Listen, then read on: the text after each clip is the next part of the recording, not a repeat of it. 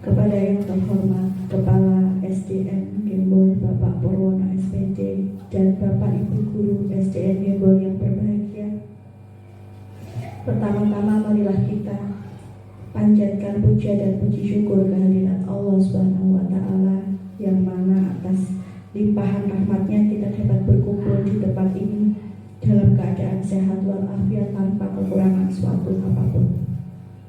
Yang kedua, sholawat serta salam senantiasa kita panjatkan kehadirat Rasulullah SAW yang kita tunggu-tunggu syafaatnya di yaumul qiyamah nanti. Baiklah, acara yang pertama adalah pembukaan. Marilah kita buka acara ini dengan bacaan basmalah bersama-sama. Bismillahirrahmanirrahim. Baik, acara yang kedua adalah sambutan. Sambutan yang pertama akan diberikan oleh Kepala SDN Gembol Bapak Purwono SPD. Waktu dan tempat kami persilakan.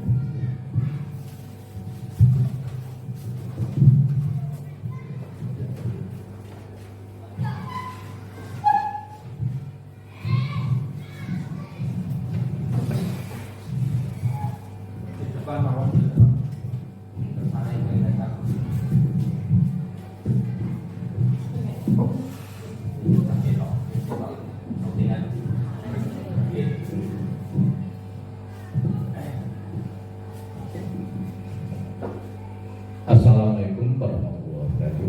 Waalaikumsalam warahmatullahi wabarakatuh. Alhamdulillah. Wassalatu wassalamu ala Rasulillah Sayyidina wa Muhammadin wa ala alihi wasallam. Wa bisolih sadari wa rasulillah wa huwa muqaddam bin Indonesia wal wali. Kepada yang terhormat Ibu Sri dan para rekan selaku DGP atas tugas yang saya hormati, Bapak Ibu Guru yang saya hormati, terima kasih atas waktunya untuk sambutan di acara diseminasi budaya positif yang dilakukan oleh Bu Pipit atau Bu Sri dan para Mitasari selaku DGP Angkatan 11. Nah, semoga dengan adanya ini kegiatan DGP ini, harapan kami bisa sukses, lancar, sehingga bisa membawa kemajuan-kemajuan yang positif di SD kita tercinta ini. Ya, dengan adanya budaya positif yang dilaksanakan ya tiap hari, ya itu bisa dibudayakan.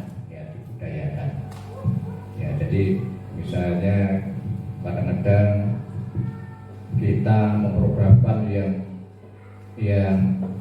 program sangat muluk-muluk, tapi kita lupa kebudayaan yang positif. Kadang-kadang kita lupakan, seperti jabatan, memberi salam, ya, senyum, sapa. Nah, itu kadang-kadang kita lupa. Maka dari itu, dengan adanya budaya positif ini perlu dijalankan kembali. Dengan harapan dengan adanya acara CGP Guru Penggerak ini, harapan kami ya ada ilmu-ilmu yang baru ya bisa ditularkan pada teman-teman sejawat ya, sehingga menambah kemajuan SD kita tercinta ini. Harapan kami tetap semangat, semoga lancar sehingga bisa lolos menjadi guru penggerak. Itu saja dari saya. Bila ada tutur kata yang kurang pas, minta maaf sebesar-besarnya. Dari taufik wal hidayah. Wassalamualaikum warahmatullahi wabarakatuh. Waktu saya kembalikan pada pengacara. Terima kasih Bapak Purwono SPD. Baik, acara selanjutnya akan saya kembalikan ke Ibu Sri Endang Prawitasari untuk memimpin presentasi budaya positif. Monggo Ibu. Baik, sebelumnya Bismillahirrahmanirrahim. Assalamualaikum warahmatullahi wabarakatuh. Yang terhormat Bapak Kepala Sekolah Bapak Purwono, dan juga yang saya hormati selalu Ibu Bapak Guru SDN Gimbol yang tercinta ya. Sebelumnya terima kasih atas waktunya dan juga dukungannya untuk saya untuk kegiatan selama ini dalam langkah menempuh pendidikan guru penggerak. Untuk hari ini terima kasih atas waktu yang diluangkan. Nah, langsung saja ya Pak Bu. Hari ini saya mencoba untuk diseminasi budaya positif. Nah, tujuannya dari diseminasi ini adalah untuk menyalurkan pengetahuan saya selama menempuh pendidikan guru penggerak tentang bagaimana pelaksanaan budaya positif yang nantinya akan kita laksanakan bersama di lingkungan sekolah kita tercinta yaitu SDN Gimbol. Nah, ini. Sebelumnya Nah, saya minta bantuan Bu Husnul untuk mengoperatori dulu gitu Husnul. Ya, terima kasih sebelumnya. Nah, dari sebelum kita mulai ke materi, saya harapkan untuk Bapak Ibu guru berdiri sejenak nggih. Kita berdiri sejenak. Monggo nggih Bu Ririn. Nggih, sekalian langsung saja kita.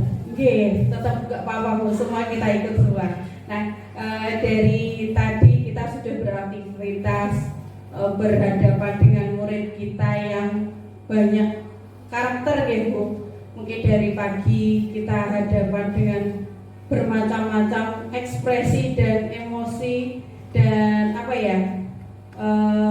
bagaimana menghadapi anak yang begitu lincahnya. Coba berhadapan dengan teman-teman kita coba untuk senyum selama 30 detik. Nah, pertama kita coba untuk senyum ya, 30 detik saja. Bagaimana senyum yang ikhlas, terus nanti ngadep temannya satu-satu. Ya boleh, silakan mulai senyum. Halo Bu. Nah, untuk senyum. Ini juga melatih kita untuk memperbaiki emosi ya Pak. Iya betul. Nah, ini juga untuk melatih kembali semuanya bersenyum lagi, senyum semua. Jadi ini untuk menambahkan kita untuk kembali bersemangat. Nah, sebelum seperti itu Bu. Oke, terima kasih untuk senyum manisnya. Tepuk tangan untuk kita semua yang Bapak Ibu. Terus monggo. Oke. Nah, sebelum saya mulai lagi, ada beberapa pertanyaan yang akan saya tanyakan. Apakah Bapak Ibu setuju bila yang pertama, pemberian hukuman dapat mendisiplinkan siswa? Bagaimana Bu pendapatnya jenengan? Apakah pemberian hukuman itu dapat mendisiplinkan siswa? Monggo berpendapat. Pripun Bu? Monggo. Kang ngajeng mawon gitu. Nah, untuk yang pertama, Ya, terima kasih. Kadang anak diberi hukuman itu supaya tidak jerah, tidak takut, tapi untuk mendisiplinkan supaya dia berani apa yang dia lakukan, bertanggung jawab. Berarti kita setuju. Oke, kalau untuk yang pernyataan pertama Bu Lifatul itu kelas 1, pemberian hukuman dapat mendisiplinkan siswa, itu beliau setuju. Nah, kemudian ada pendapat yang lain, monggo Pak Bor, nggih.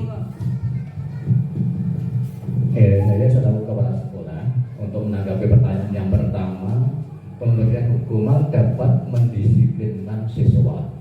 Jadi kalau saya mungkin berseberangan dengan Bu, menurut saya pemberian hukuman ya tidak mendapatkan disiplin pada siswa. Jadi kalau kita ingin anak kita disiplin, ya kita harus memberi suatu kebiasaan yang sifatnya mendisiplinkan anak. Jadi kalau kita itu dengan hukuman, kadang-kadang anak justru ya tinggal karakternya anak. Kalau karakternya anak itu menolak, justru malah menjadi justru tidak disiplin. Itu menurut saya. Jadi menurut saya pemberian hukuman tidak dapat mendisiplinkan anak gitu. Kalau kita ingin disiplin, kita harus memberi pembiasaan ya menuju ke disiplin. Gitu mungkin. Mohon maaf besar keterangan Bu. Monggo. Matur suwun Bu Ul kalih Pak Por untuk pendapatnya.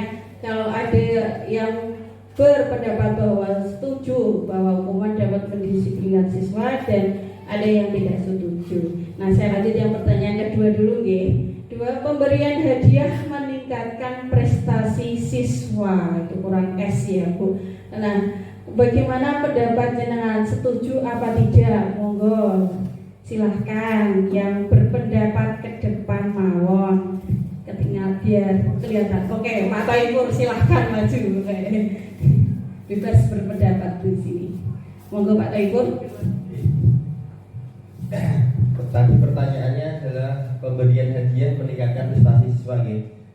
Bagi saya, menurut saya bahwa pemberian hadiah untuk meningkatkan prestasi siswa memang terkadang bisa memicu siswa untuk meningkatkan prestasinya. Dalam arti siswa tertentu yang telah terbiasa mendapatkan prestasi, tetapi mungkin bagi beberapa siswa yang lain yang notabene akademisnya berkurang, itu justru melihat hadiah yang diberikan ke orang lain akan membuat dirinya merasa minder, dan itu akan membuat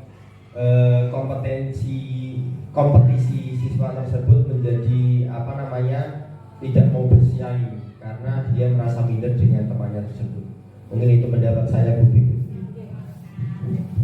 Ya, terima kasih Pak Taifur atas pendapatnya. Mungkin ada pendapat lain? Berarti Pak Taifur tidak setuju, Pak? Tidak setuju. Lah kalau guru lainnya tidak setuju juga. Napa setuju? Pendapat Pak Taifur. Bagaimana, Bu? Maju. Boleh. Oke. Terus ada di depan, Bu. Maju semua nanti. Dari pemberian hadiah untuk peningkatan prestasi siswa, tidak hanya hadiah berupa barang, kita hanya bagus, baik, itu juga hadiah. Yang pintar kalau dikasih hadiah berupa barang, maka yang tidak bisa itu minder. Makanya yang tidak bisa itu yang kurang pintar ya, hanya dia bagus, itu dia malah bersemangat untuk meningkatkan prestasinya. Terima kasih. Berarti lagi-lagi berseberangan ya. Berarti Bu Ul setuju, Pak Taifur tidak setuju. Oke. Nah, ini nanti kita akan bahas lanjutannya. Lanjut lagi untuk yang pertanyaan ketiga. Guru harus mampu memberikan solusi untuk setiap siswa yang bermasalah. Monggo. Bagaimana? Setuju apa tidak dengan pertanyaan atau pernyataan tersebut? Gimana Bapak Ibu? Setuju atau tidak? Guru harus mampu memberikan solusi untuk setiap siswa yang bermasalah. Apakah? Ya, Buri deh, monggo loh. Oke, semua maju ini, biar terlihat semuanya. Kita diskusi terbuka. Guru harus mampu memberikan solusi untuk setiap siswa yang bermasalah. Kalau menurut saya tidak dapat misal ada yang merokok atau siswanya kekerasan, bisa kita di sekolah hanya memberikan masukan saja, tapi di rumah itu kan kita belum tentu tahu terus kita bisa menemukan solusinya dengan orang tuanya atau misal yang berwenang, Pak Polisi atau yang lainnya. Itu menurut saya guru harus mampu memberikan solusi untuk setiap siswa yang bermasalah. Berarti kita harus berunding-unding, maksudnya gitu ya, tidak hanya sendiri. Ya betul. Ya, terima kasih Bu Ririn. Ya, maksudnya tidak setuju nggih. Maksudnya tidak hanya guru sendiri yang berperan. Maksudnya Bu Ririn boten nggih. Tetapi kita harus berkolaborasi. Kalau kata sekarang berkolaborasi nggih Bu Ririn. Berkolaborasi dengan berbagai pihak. Terus sekarang kita lanjut ke pertanyaan keempat. Apakah Bapak Ibu setuju bila guru berperan sebagai teman bagi siswa? Monggo. Ayo, yang lainnya kita pokoknya kita diskusi bareng ya Bu ini. Niatnya kita destinasi bukan saya mengajari tetapi kita belajar bareng. Oke, terima kasih. Menurut saya, guru berperan sebagai teman bagi siswa itu penting. Dalam artian kita harus mengetahui setiap karakter siswa. Kita harus di dalam kelas misalnya, kita harus dekat siswa. Bagaimana karakter anak si ini, agar kita dapat mengetahui jika mereka mempunyai masalah, mereka bisa cerita ke kita. Selanjutnya kita bisa memberikan solusi kepada mereka. Selain itu, dalam kita berperan sebagai guru, yaitu memberikan contoh yang baik kepada anak agar dapat memberikan anak itu semangat, memberikan contoh yang baik dalam berperilaku kepada teman-temannya. Demikian, terima kasih. Baik, dari Bunur terima kasih nggih. Jadi beliau beranggapan bahwa guru berperan apakah Bapak Ibu setuju bila guru berperan sebagai teman bagi siswa? Berarti setuju nggih jenengan. Dengan tadi posisi bahwa sebagai teman itu bisa memberi kenyamanan, mungkin seperti itu nggih Bu. Nah, dari pertanyaan pemantik ini tadi ada jenengan semua terima kasih sudah berpendapat. Nah, ini kita masuk ke poin materinya yang akan kita pelajari bersama. Apa sih sebelumnya pertanyaan apa sih budaya positif itu?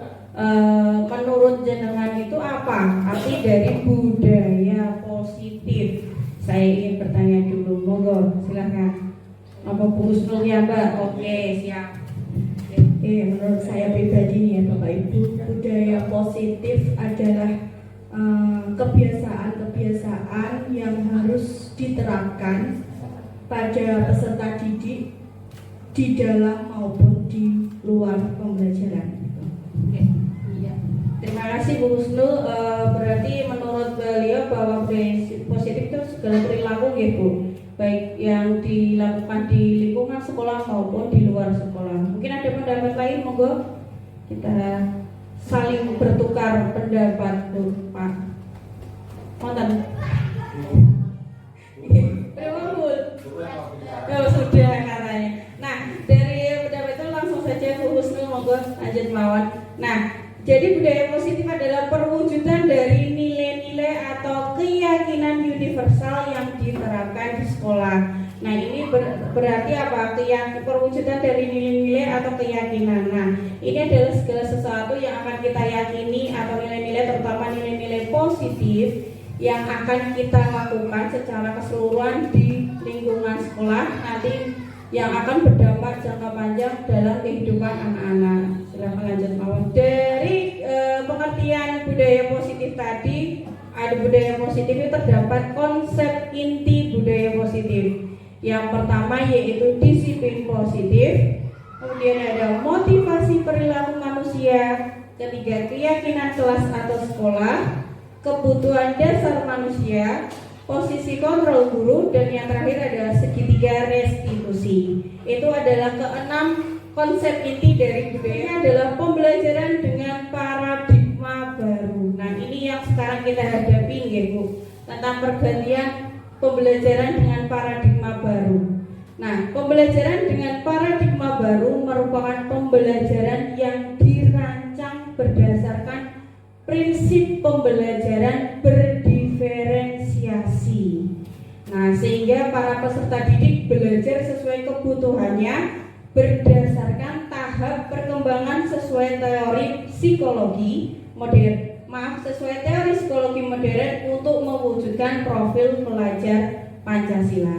Nah, di dalam profil pelajar Pancasila itu ada 6 dimensi yang kita beri, yaitu yang pertama ada beriman bertakwa kepada Tuhan yang Maha Esa dan berakhlak mulia, berkebinekaan global, bergotong royong, kreatif, bernalar kritis, dan mandiri. Itu adalah 6 dimensi yang ada pada profil pelajar Pancasila. Nah, dari pergeseran paradigma teori kontrol, tadi ada paradigma pembelajaran baru, ada 4 ilusi. Ini menurut Dr. William Glasser.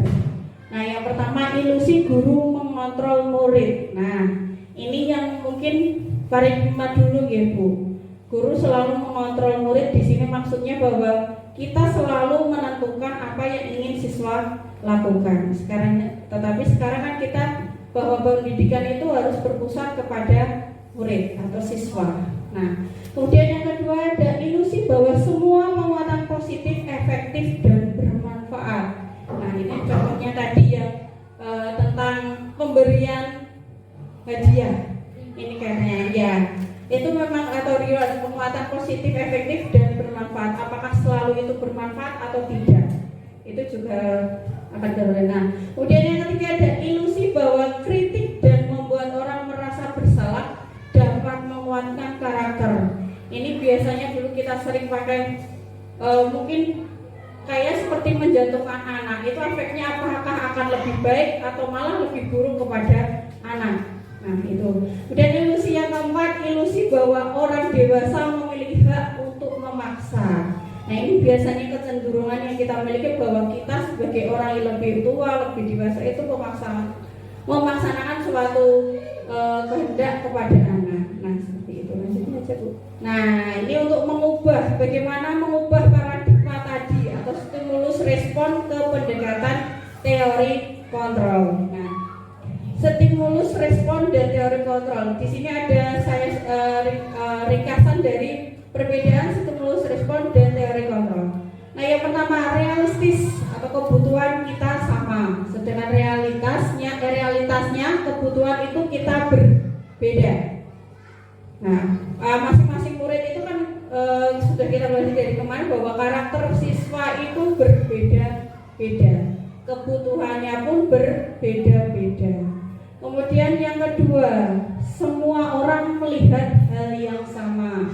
Setiap orang memiliki gambaran yang berbeda. Sama halnya tadi, jenengan kan saya tadi kasih pertanyaan pemantik, ada yang sama, ada yang beda. Nah, ini dari stimulus respon dan teori kontrol. Terus kita mencoba mengubah orang agar berpandangan sama dengan kita. Yang ke teori kontrol, kita berusaha memahami pandangan orang lain tentang dunia. Bedanya bahwa kita memaksakan kehendak kita. Bedanya dengan teori kontrol yaitu kita membebaskan murid untuk berpikir secara luas. Jadi tidak hanya apa yang kita berikan langsung diambil anak dipraktikkan, tetapi ini yang teori kontrol membebaskan murid untuk berpikir secara luas, bebas mereka berpikir, tetapi tetap terarah.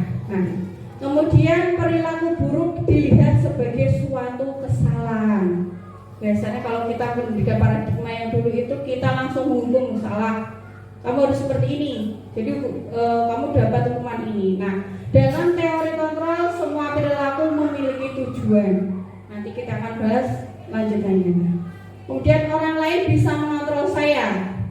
Sedangkan teori kontrol hanya Anda yang bisa mengontrol diri Anda.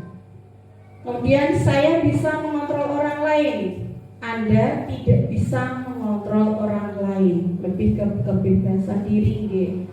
Kemudian pemaksaan ada pada saat bujukan gagal.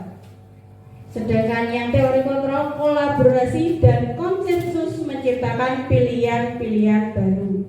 Untuk stimulus respon model berpikir menang atau kalah. Berarti tidak menang, ya berarti kalah. Itu cuma 2 pilihan. Sedangkan teori kontrol model berpikir menang menjadi menang. Maksudnya mencari segala solusi bagaimana bisa sama-sama menang, maksudnya solusi akhir akan tercapai seperti itu. Nah, disiplin positif. Nah, sebelumnya saya tanya lagi, disiplin positif itu apa sih menurut jenengan? Disiplin positif, nih, monggo Bul. Iya, Bul, nggak masalah Bu, kita akan saling sharing, nih, monggo. Nih, Bul. Yang paling banyak pengalaman. Kalau menurut saya disiplin positif itu menjalankan aturan apa yang ada di sekolah, tata tertib yang ada di sekolah yang positif. Ya. Berarti berdasarkan aturan gitu. Moga ada pendapat lain. Oke Pak Taifur, ayo Pak. Kita saling sharing ya Pak. Baik, terima kasih atas waktunya. Menurut saya disiplin positif itu bagian dari budaya positif tadi, bahwa budaya positif kalau diterapkan secara terus-menerus menjadi sebuah kebiasaan, maka akan menjadi sebuah disiplin positif. Jadi disiplin positif dari nilai-nilai positif yang diterapkan sehari-hari. Menurut saya itu. Nah, iya. Kalau dari Pak Taifur, disiplin positif itu adalah nilai-nilai dan bagian dari budaya positif yang akan dilaksanakan dan diyakini oleh murid dan semua warga sekolah atau kelas itu. Disiplin positif berasal dari kata disiplina yang artinya belajar. Nah, disiplin mengacu pada disiplin diri yang memiliki tanggung jawab terhadap apa yang dilakukannya berdasarkan nilai-nilai yang diyakini.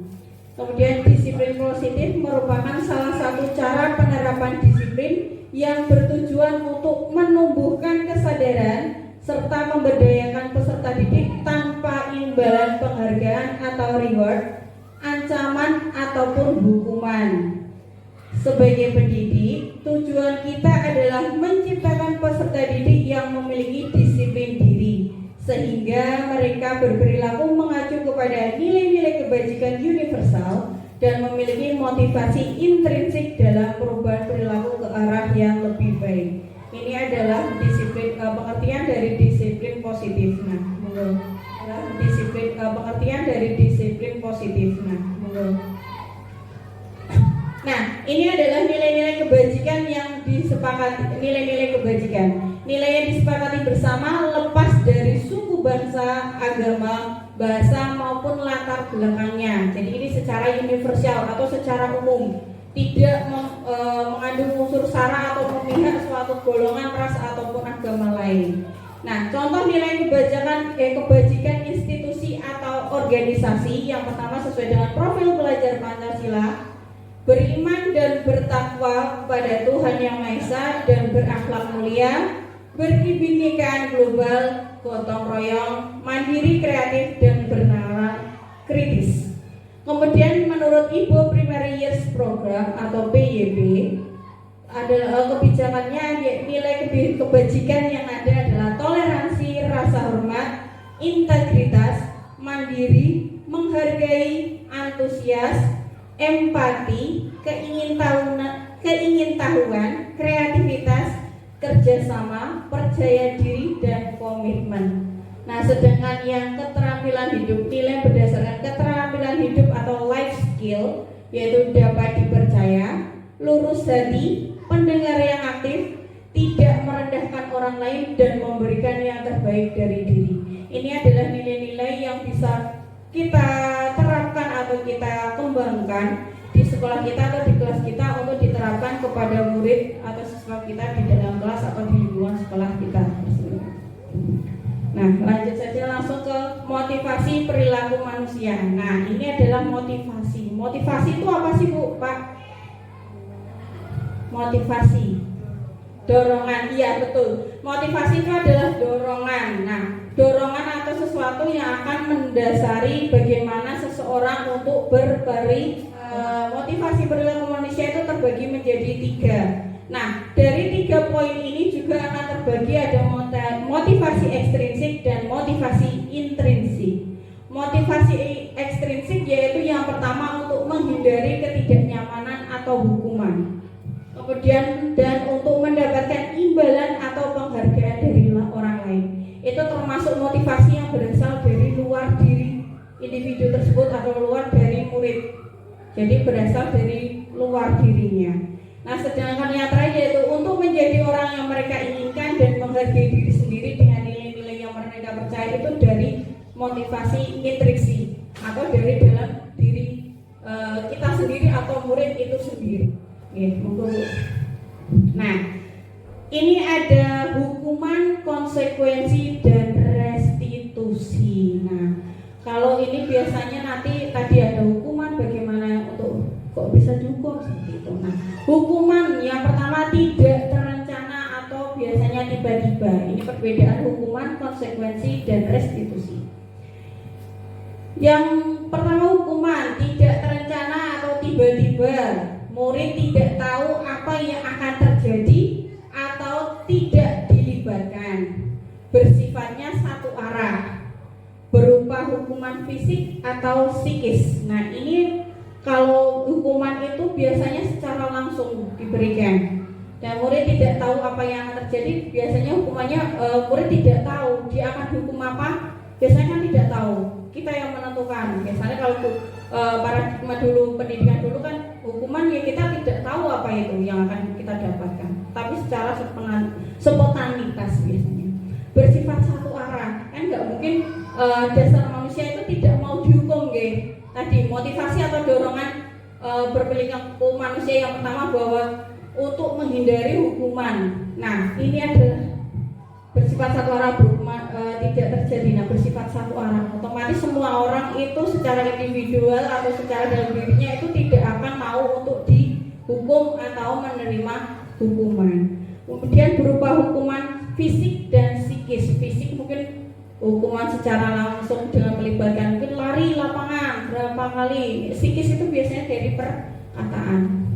Kemudian konsekuensi. Nah, ini ada biasanya terencana atau disepakati. Misalnya seperti ini. Contohnya kalau dengan murid, kamu tidak membawa ballpoint, apa yang harus kamu lakukan? Pulang bu, ambil. Nah, itu kan kesepakatan baik, silahkan ambil. Itu kesepakatan dari dua belah pihak. Dan murid tetap dibuat tidak nyaman. Kenapa? Lah tadi suruh pulang, otomatis kan pulang lagi, balik lagi itu juga capek. Tidak, anak itu tidak akan nyaman seperti itu. Kemudian sikap guru selalu memonitor murid. Kita selalu memonitor murid, bagaimana dia berperilaku. Itu adalah konsekuensi. Nah, sekarang yang ketiga yaitu restitusi. Proses menciptakan kondisi bagi murid untuk memperbaiki kesalahan. Nah, ini di sini di restitusi ini kita berperan untuk bagaimana mungkin bercakap-cakap berdua, bagaimana kita menggali agar murid itu bagaimana sih untuk memperbaiki kesalahannya, caranya bagaimana. Itu kita diskusikan, ngomong bareng dengan murid kita, Bu, Pak, seperti itu.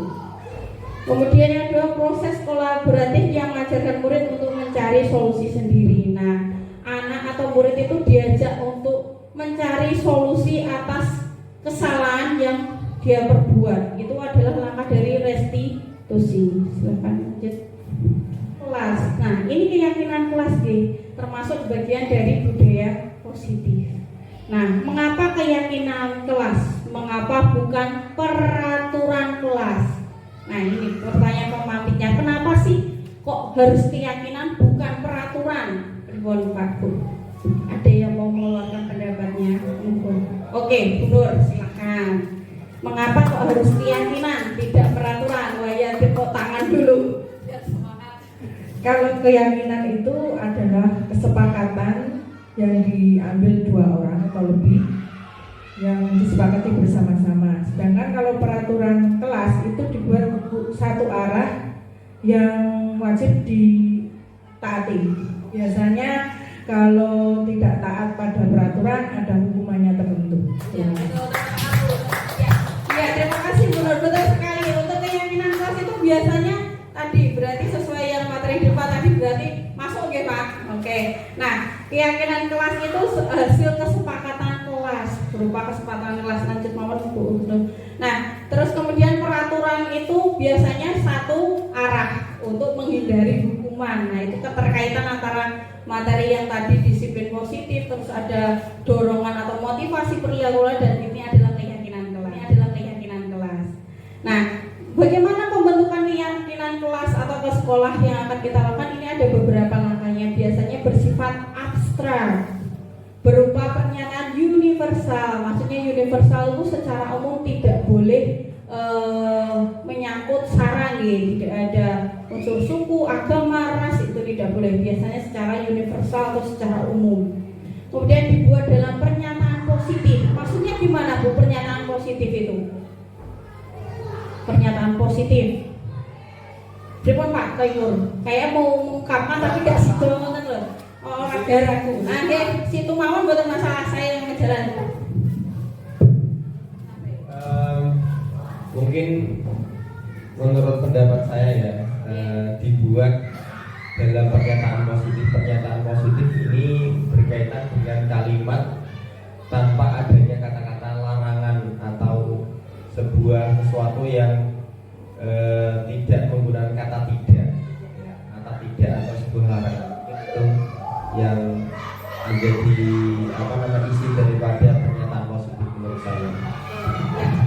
Ya, terima kasih Pak Tepur, betul sekali bahwa dibuat dalam pernyataan positif. Misalnya gini Bu, keyakinan kita buat di sekolah biasanya anak itu kan pakai kata, lebih sering pakai kata tidak boleh tidak boleh terlambat masuk sekolah. Biasanya seperti itu ya, tidak boleh mencoret-coret tembok, tidak boleh. Nah, dari pendapat anak-anak itu kita rangkum jadi satu, kita hilangkan tidak boleh itu menjadi kalimat yang positif. Ya, misalnya tidak boleh terlambat sekolah, berarti harus datang sekolah. Iya, betul sekali, datang sekolah tepat waktu. Nah, itu adalah berupa kalimat positif seperti itu Ibu. Nah, yang lanjutnya sedikit saja agar mudah diingat. Nah, maksudnya sedikit itu tidak usah terlalu banyak, mungkin ada beberapa peraturan. Nah, peraturan yang tadi, peraturan keyakinan yang ada tadi itu kita bisa gabungkan menjadi beberapa poin yang penting yang mencakup beberapa keyakinan yang tadi sudah diyakini oleh anak, seperti itu. Terus sesuai dengan kondisi kelas dan sekolah sehingga mudah diterapkan. Nah, ini menyesuaikan kondisi kelas dan juga sekolah, itu sangat penting juga. Semua warga sekolah atau warga kelas dilibatkan saat membuat keyakinan kelas. Nah, kalau keyakinan sekolah otomatis semua warga sekolah itu kita libatkan dalam pembuatannya. Termasuk kalau kita lebih seringnya keyakinan kelas dulu ya Bu Pak. Nah, itu anak-anak dan juga guru kita libatkan semua. Bagaimana membuat keyakinan kelas yang kita sepakati bersama. Terus muncul beberapa keyakinan, kemudian kita ubah menjadi kalimat positif, baru kita kelompokkan menjadi kalimat-kalimat positif yang lebih ringkas. Terus kita biasanya kita tempelkan di dinding kelas. Nah, itu akan menjadi keyakinan kelas untuk di kelas kita, seperti itu. Nah, lanjut Ibu, boleh berdiri, mau lanjut. Sebenarnya kita harusnya pakai sound, tapi karena terkendala. Juga. Harus. Jadi guys, karena nanti akan gitu. Nah, kita Ibu. Ini versi itu kok.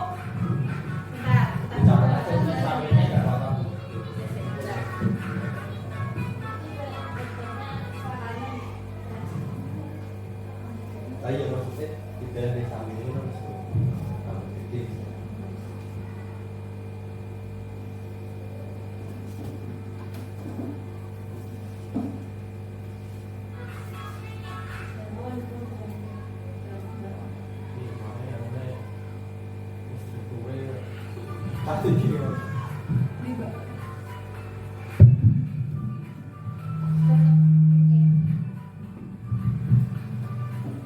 Kita sama-sama ya Bu, Pak, untuk explaining-nya memang kepengen tapi versi tepuk.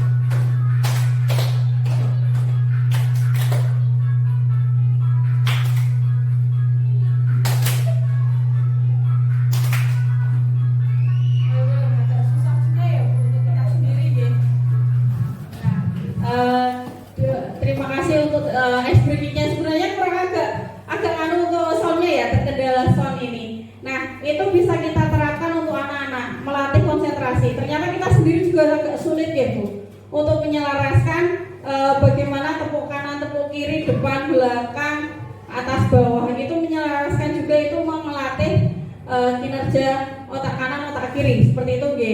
Nah, ini bisa nanti kita terapkan ke anak-anak untuk ice breaking, bisa melatih untuk itu. Silakan. Nah, lanjutlah langsung mawon ya Bu, karena ice breakingnya cuma sebentar. Kebutuhan dasar manusia. Nah, apa sih kebutuhan dasar manusia? Yang jenengan ketahui kebutuhan dasar apa saja yang akan dimiliki seorang individu atau seorang manusia? Monggo. Bu lagi betul katanya. Ada yang ingin berpendapat?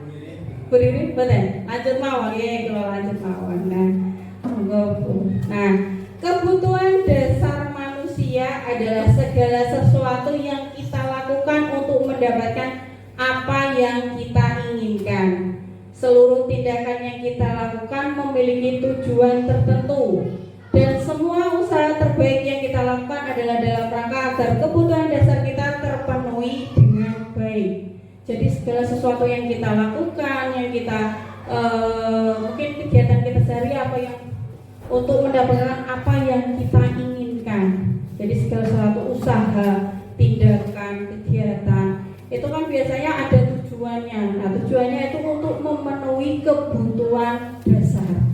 Termasuk juga anak murid kita. Kenapa kok kamu malah jawili koncone, rebut dolanane koncone, mungkin nutuk kancane, kan banyak seperti itu Bu, yang kita hadapi setiap hari itu. Setiap hari, setiap kita menghadapi beragam karakter murid itu kan pasti mereka berperilaku seperti itu ada alasannya.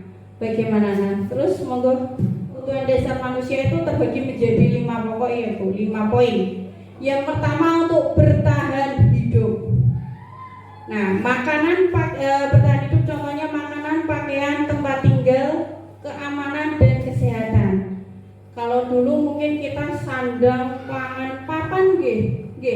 Nah, kalau itu kebutuhan dasar yang sering dulu. Nah, sekarang sebenarnya kebutuhan dasar manusia itu ada 5 poin ini Bu. Yang kedua ada kasih sayang dan diterima. Itu contohnya rasa diterima, dipedulikan, terus ada berbagi, ada kerjasama, menjadi bagian dalam sebuah kelompok. Ingin apakah itu dia disayang atau diterima. Biasanya kan ada yang merasa dikucilkan. Nah, itu sebenarnya adalah bagian dari kebutuhan dasar manusia. Dia ada penguasaan. Nah, ini hubungannya dengan harga diri, keinginan untuk dianggap, biasanya untuk memimpin itu juga. Terus berprestasi, diakui dan didengar. Kemudian yang keempat ada kebebasan. Kebutuhan untuk kebebasan ada meliputi ada mandiri, memiliki pilihan, dan mencoba hal baru, mampu mengendalikan arah dirinya. Nah, ini biasanya kebebasan. Biasanya kita sendiri aja itu tidak mau terkekang atau dibatasi suatu hal kudu iki. Biasanya itu kan tidak membuat kita tidak merasa nyaman dalam keadaan tertekan atau suatu tekanan itu tidak akan termasuk anak, apalagi murid kita kalau dalam keadaan tertekan dia tidak akan bisa berkembang secara maksimal. Sama halnya yang kita rasakan sendiri kalau dalam kondisi tertekan itu tidak akan membuatnya nyaman. Kemudian ada kesenangan. Nah, ini pasti semua butuh kesenangan, mungkin hiburan, bermain, antusiasme, terus tertawa. Berarti saling gojekan, saling guyon, itu termasuk kebutuhan dasar kita sebagai manusia, yaitu tentang kesenangan. Nah, ini ya, termasuk tadi senyum. Nah, senyum kita berjumpa itu untuk kesenangan. Senyum lagi. Nah, itu beda lagi nanti itu. Nanti ada kebutuhan lainnya itu. Ya. Berarti kadang itu untuk kebutuhan untuk mendapat perhatian Pak, atensi. Ya biasanya caper.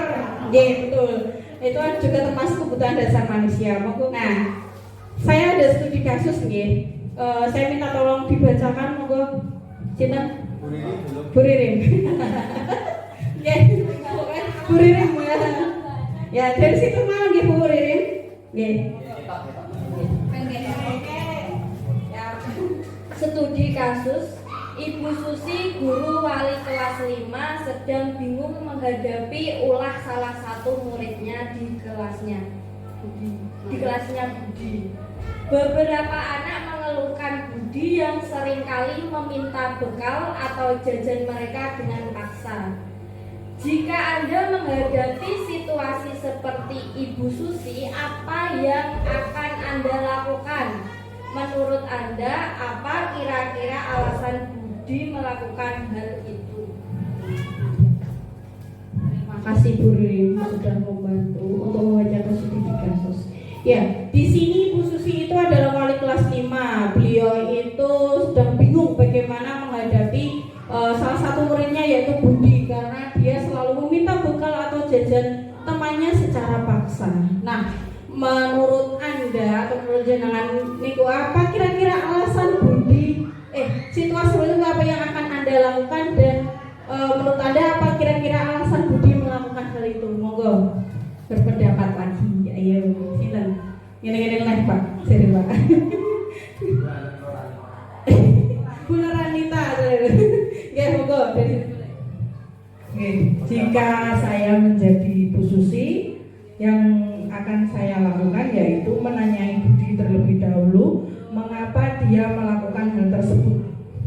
Selanjutnya kita bisa menasihati Budi dengan secara baik-baik, yaitu misalnya meminta jajan kepada temannya itu dengan cara yang baik, tidak memaksa, sehingga temannya itu memberikannya dengan sukarela.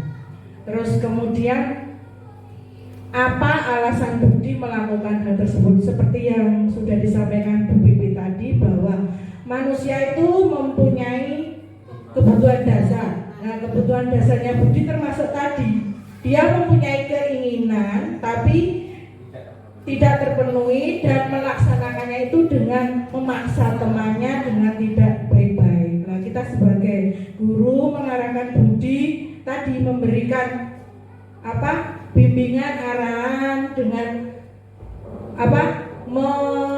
meminta jajan kepada temannya dengan baik-baik, kan otomatis temannya juga akan memberikan. Terima kasih. Baik, tepuk tangan dong buat Bu. Oke, sip. Nah itu terima kasih Bu Nur untuk pendapatnya, bahwa mungkin untuk sebagai Bu Susi gitu Bu Nur. Nah beritu pendapat bahwa kita panggil Budi dulu, kita nasihati bagaimana cara meminta jajan yang baik. Terus kemudian kalau untuk alasannya mungkin dari kebutuhan dasar, cari tahu alasan Budi. Nah ada beberapa alasan yang bisa terjadi yang menjadi alasan Budi melakukan hal tersebut. Yang pertama, karena ia lapar dan orang tuanya tidak membawakannya bekal makan siang, membawakannya bekal makan siang, maka kebutuhan dasar yang sedang berusaha dipenuhi oleh Budi adalah kebutuhan untuk bertahan hidup. Karena makan itu kan kebutuhan untuk bertahan hidup, seperti itu. Lanjutnya mawon, Alasan yang kedua, karena ia senang temannya jadi memperhatikan dia. Tadi Ibu Trene caper. Nah, ketika temannya melaporkan tindakannya itu pada gurunya dan gurunya memberitahu orang tuanya, sehingga orang tuanya jadi memperhatikan dia, maka kebutuhan dasar yang sedang dipenuhi, maaf itu salah ketik, harusnya Budi, adalah kebutuhan akan kasih sayang dan rasa diterima. Lanjut Pak. Yang ketiga, alasan ketiga, karena temannya jadi takut dengan dia dan menuruti keinginannya. Ini maka sebetulnya sedang berusaha memenuhi kebutuhan dasarnya akan kekuasaan. Jadi untuk kekuasaan. Yang alasan keempat yaitu karena dia merasa bosan dengan bekal makanan yang dibawakan ibunya dari rumah, karena ibunya selalu membawakan bekal yang sama. Oleh karena itu dia ingin mencoba makanan teman-temannya yang beraneka ragam. Maka Budi sedang berusaha memenuhi kebutuhannya akan kebebasan. Bosan Bu, bendino tempe tahu mungkin gitu, karpe ayam. Nah lanjutnya yang terakhir, alasan kelima karena ia melakukannya karena iseng saja dan ia menikmati ekspresi wajah teman-temannya yang kesal. Ini berarti tipe yang usil menawi jadi senang delok koncone nangis, delok koncone muring-muring itu senang. Itu berarti memenuhi kebutuhannya akan kesenangan. Nah ini bagaimana tadi berkaitan dengan apa tadi posisi Bu Susi nggih, bagaimana untuk mengatasi masalah yang dihadapi oleh muridnya. Ada 5 posisi kontrol guru. Yang pertama yaitu sebagai penghukum, kemudian pembuat rasa bersalah, kemudian sebagai teman atau sebagai pemantau, dan yang terakhir adalah sebagai manajer. Manajer. Nah, contoh penerapan 5 posisi kontrol guru. Kasus siswa tidak memakai atribut lengkap saat upacara bendera. Ini sebagai contoh penerapan posisi kontrol ya Bu. Yang pertama sebagai penghukum. Karena dia tidak salah satu murid tidak memakai seragam lengkap, dia langsung hormat pada bendera selama 1 jam. Berarti itu berupa hukuman fisik ya. Nah, kemudian bagaimana posisi kontrol guru sebagai pembuat rasa bersalah? Berapa kali ibu atau bapak memberitahu kamu selalu saja mengecewakan ibu dan bapak atau bapak? Itu adalah posisi pembuat rasa bersalah. Guru sebagai pembuat rasa bersalah. Monggo lanjutin. Nah, sekarang sebagai teman, ayo dong ikut aturan sekolah. Tolong bantu ibu. Ya sekali ini saja deh. Nah, sekarang sebagai teman, ayo dong ikut aturan sekolah. Tolong bantu ibu. Ya sekali ini saja. Ya sudah, tidak apa-apa. Lain kali jangan sampai berbuat seperti itu lagi ya. Alusepol Bu. Terus kemudian posisi kontrol sebagai pemantau. Kamu sudah melanggar peraturan sekolah. Kamu tahu konsekuensinya. Setelah upacara, kamu beli atributnya ke koperasi dan jangan diulangi lagi. Itu posisi kontrol sebagai pemantau. Kemudian yang terakhir, ini adalah posisi manajer. Apakah kamu tahu kesalahanmu?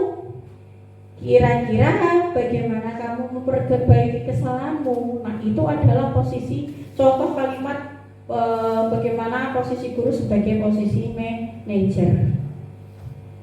Terus, nah ini coba kita ada mungkin pernyataan nih, kita coba diskusikan bareng-bareng bahwa ini termasuk dari penghukum, pembuat merasa bersalah, manajer atau teman atau pemantau dari 5 posisi kontrol.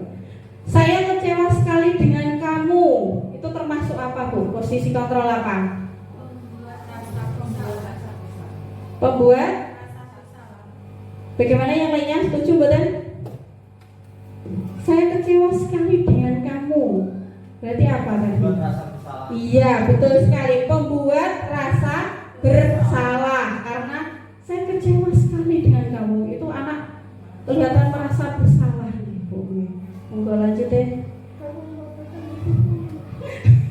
Kamu telah mematahkan hatiku. Kamu tidak pernah benar melakukannya. Apa itu? Monggo. Silakan siapa? Ada pemantau, hukuman, pembuat rasa bersalah, manajer, atau yang terakhir tadi apa? Maaf, teman gitu. Kamu tidak pernah benar melakukannya. Apa? Monggo Bu. Oke, siapa? Kalau Bul apa Bul? Manajer. Oke, Bulur. Monggo. Ada pemantau, pemberi hukuman, pembuat rasa bersalah, teman dan manajer. Pembuat rasa bersalah. Pak Pur untuk pendapat? Pembuat rasa bersalah. Pak, Jinan? Pemantau. Oke, Bu Riri? Pembuat rasa bersalah. Kalau Bu Husnul? Pemantau. Oke. Nah, sebenarnya kamu tidak pernah benar melakukannya. Maaf Bu, benar. Oh iya, single sidik saya. Yang benar adalah sebagai pemantau. Nah, gitu. Ya, monggo lanjut itu. Apa rencanamu untuk menyelesaikan masalah ini? Nah, kalau ini, monggo. Silakan dari 5 posisi kontrol. Gimana Bu Husnul? Manajer. Oke, manajer. Setuju betul? Iya, betul sekali. Ini adalah posisi manajer. Monggo Bu Husnul lanjut. Ayo Ayolah lakukan demi bapak ibu ya. Teman, ya betul sekali teman. Kamu tidak pernah mendapat nilai jika tidak mengerjakan tugas. Apa? Kamu tidak akan pernah mendapatkan nilai jika tidak mengerjakan tugas. Enggak.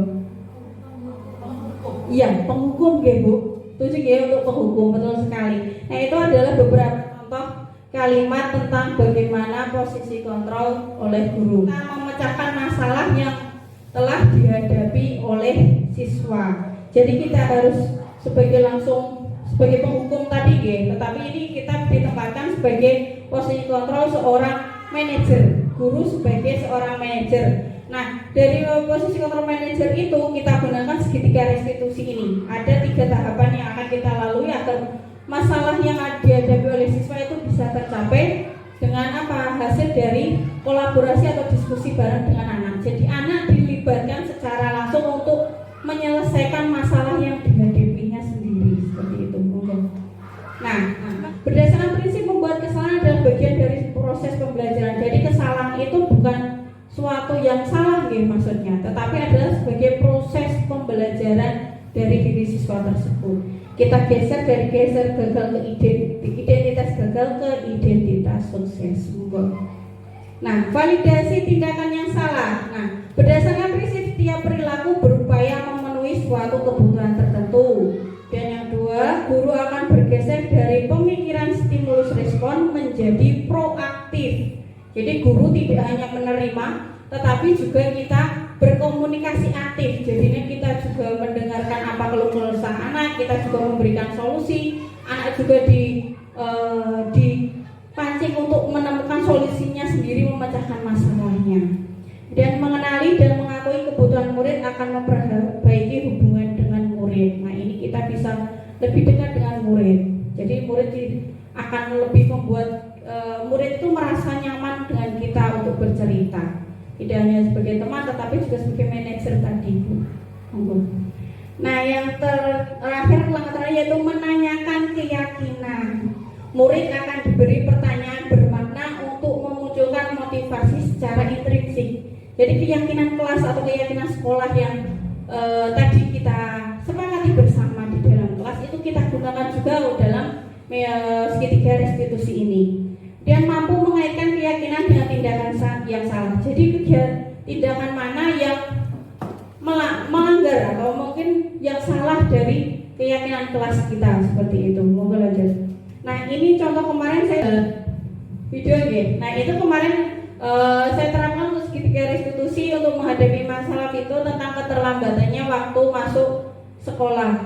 Nah, bagaimana pertama yang saya lakukan adalah bertanya apakah benar bahwa Vito itu terlambat sekolah. Kenapa?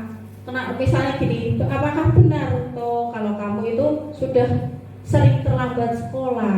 Nah, itu adalah mengidentifikasikan salah tadi Ibu, mengidentifikasi diri. Nah, dari itu juga kemudian bagaimana kita tanyakan kenapa? Pasti kamu ada alasan kok bisa terlambat.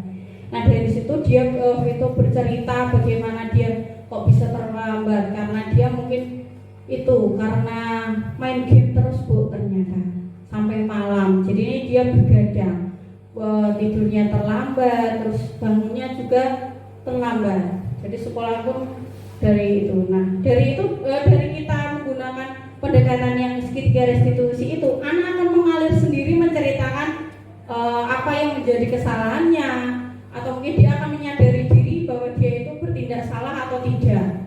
Terus kemudian kita pancing, kita bagaimana cari sih bagaimana sih cara mengatasinya nanti tindakanmu selanjutnya biar tidak terlambat sekolah. Itu saya tanyakan juga.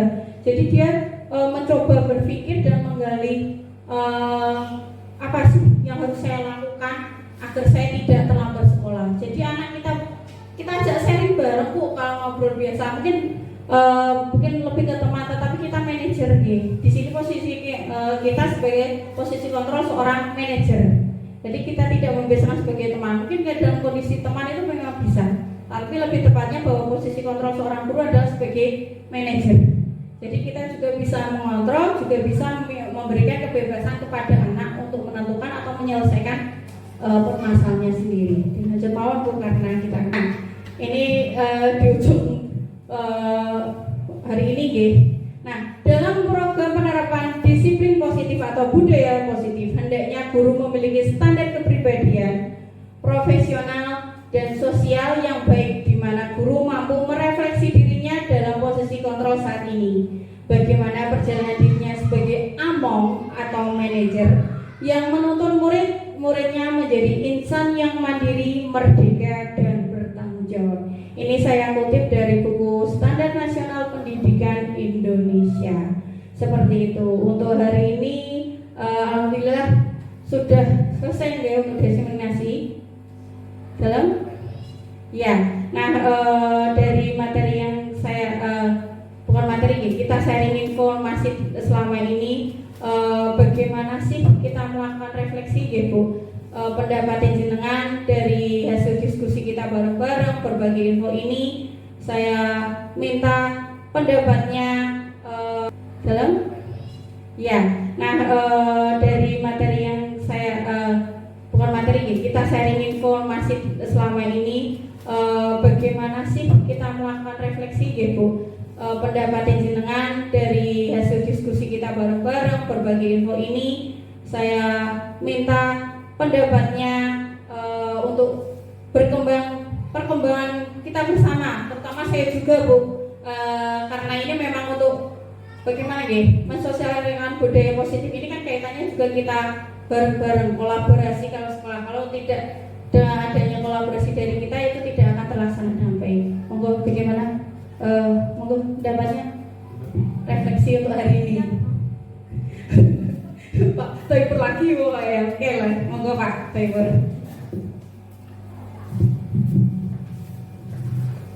Terima kasih atas waktunya. Refleksi untuk acara pada siang hari ini ya, yang seru sekali tadi dari awal sampai penutup pada siang hari ini.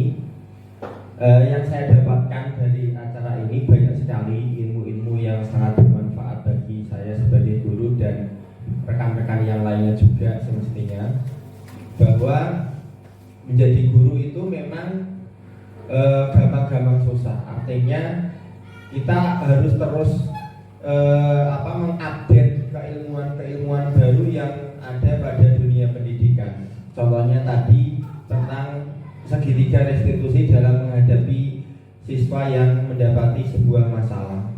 Kalau zaman dulu saya sebagai murid kalau mendapati sebuah masalah, mungkin saya langsung akan dijambak, mungkin saya akan langsung dijewer, diberkati ya. Memang ya saya rasakan dulu, saya pernah sampai sama itu Bu, walesan ya, untuk mancing itu pas di tengah-tengah kepala saya. Padahal tidak tahu guru itu tidak tahu proses kejadian masalahnya seperti apa, tiba-tiba saya dipukul seperti itu. Nah, untuk guru sekarang mungkin itu tidak akan terjadi, apalagi sekarang ada ilmu-ilmu baru yang dipelajari dalam calon guru penggerak, di mana guru itu salah satunya bisa menerapkan segitiga restitusi di dalam penyelesaian masalah.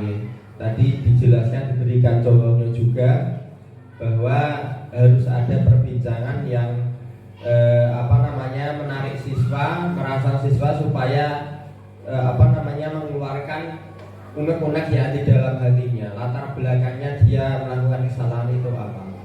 Kemudian tadi juga saya ingat ada posisi kontrol guru. Jadi guru itu memiliki posisi kontrol yang berbeda-beda. Kalau zaman dulu lebih banyak guru itu di dalam menghadapi siswa, yaitu guru itu sebagai penghukum, pokoknya yang berkuasa di dalam kelas. Tadi kita mempelajari bersama bahwa guru itu sekarang tidak guru itu lebih ke seperti manajer di dalam sebuah perusahaan. Jadi harus bersikap adil, bersikap bijaksana, tidak boleh semena-mena. Mungkin itu refleksi yang bisa saya berikan untuk materi budaya positif pada kesempatan siang hari ini. Mungkin ada tambahan dari yang lainnya, atau mungkin dilanjutkan dari Bukit.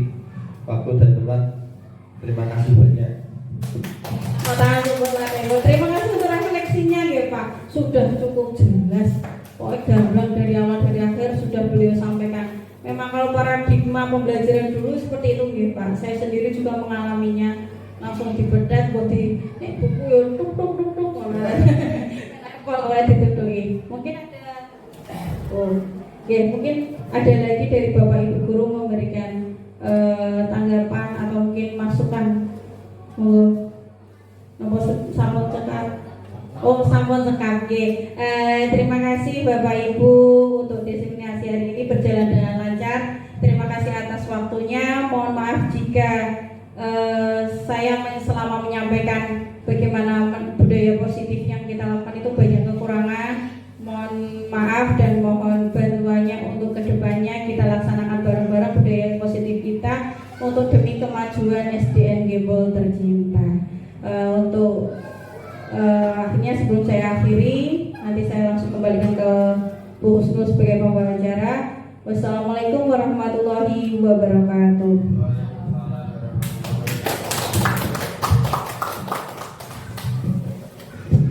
Baiklah, tibalah kita pada penghujung acara siang ini. Sebelum saya tutup acara ini, izinkan saya menyampaikan permohonan maaf apabila selama berjalannya acara terdapat kesalahan dan kekurangan. Yang kedua, saya ucapkan terima kasih kepada Bapak Ibu yang telah menyempatkan waktunya untuk hadir di acara ini. Akhirul kalam, wassalamualaikum warahmatullahi wabarakatuh.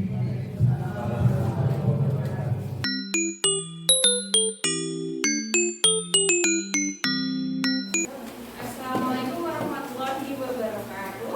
Waalaikumsalam warahmatullahi wabarakatuh. Sehat semuanya ya. Sehat. Nah, hari ini sesuai dengan kesepakatan kita kemarin ya, kita akan membuat tentang kesepakatan kelas.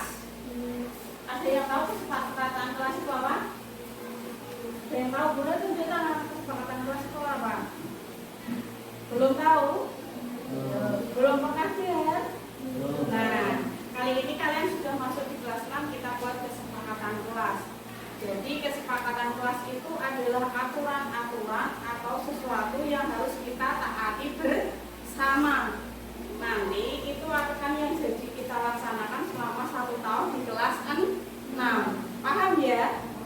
Nah, nanti kita olah kesepakatan yang kalian usulkan, kita olah sama-sama, kita diskusikan sama-sama kesepakatan mana saja yang akan kita ambil. Nah, nanti kalau sudah sepakat semua, yaitu kita jadikan acuan atau kita jadi sebuah keyakinan kelas yang akan menjadi apa istilahnya, yang akan kita taati selama kita berada di kelas 6. Nah, ada yang tahu contohnya seperti apa?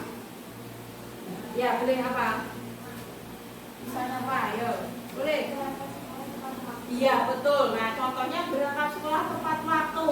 Nah, itu adalah usul dari Fadilatus Y. Nah, untuk nanti masing-masing akan saya beri 2 lembar sticky note ya. Nanti aturan atau keyakinan kesepakatan yang kalian anggap penting dalam kelas kalian, kalian tuliskan di depan sini. Satu lembar ini satu keyakinan ya. Nanti kalau sudah selesai langsung tempelkan di depan. Paham betul? Oke, silakan keluarkan pulpennya. Sudah semua? Ya, lanjut. Saya bagikan 2 lembar ya. 1 lembar berisi tentang kesepakatan.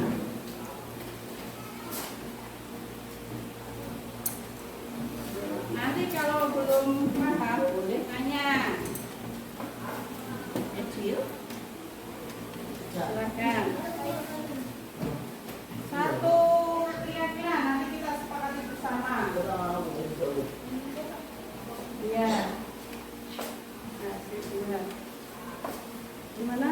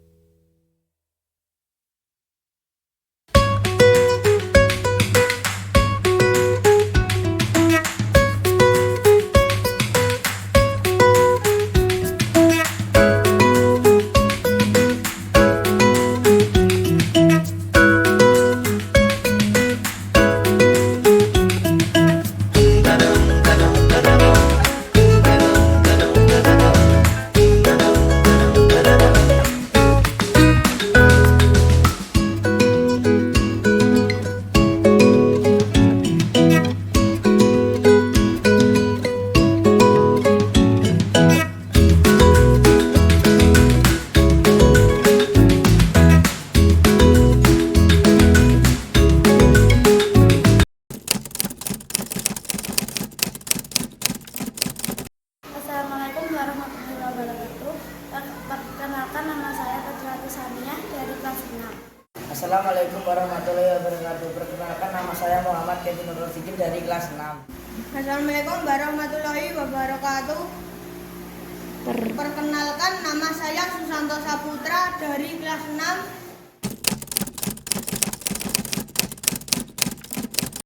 Senang sekali. Sangat bersemangat. Sangat senang, Bu.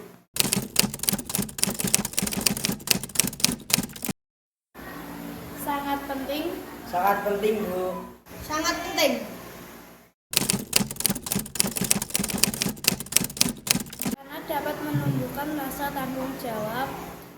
Lebih bisa menghargai orang lain. Karena dapat menumbuhkan rasa tanggung jawab.